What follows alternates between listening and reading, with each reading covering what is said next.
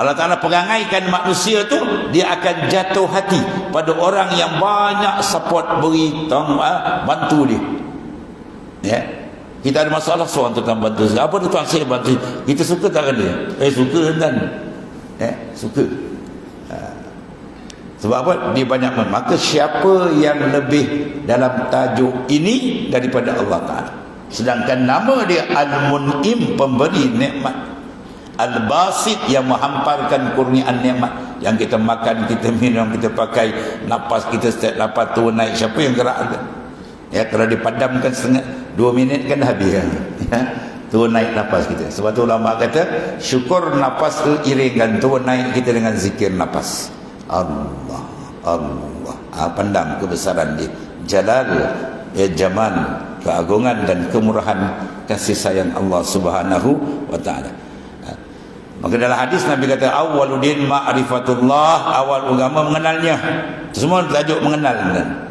Dan dalam Quran Allah Ta'ala sebut, selalu kita baca dalam majlis tahlil kan, fa'lam annahu la ilaha illallah. Itu ayat Quran tu.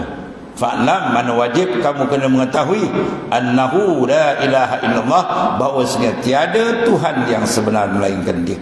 Dia sebenarnya pentadbir, pemilik, pengatur, yang mengatur segala-galanya. Jadi kalau kita faham renung ayat ini, Masya Allah, betapa hebatnya nikmat Tuhan yang tidak ada satu saat pun insan terlepas daripadanya. Maka selayaknya apa? Kita tafakur berarti dia akan rasa Masya Allah, sifat kasih itu akan timbul, sifat kemesraan itu akan wujud dalam qalbi insan bila dia selalu memerhatikan muhasabah akan ni'amillah.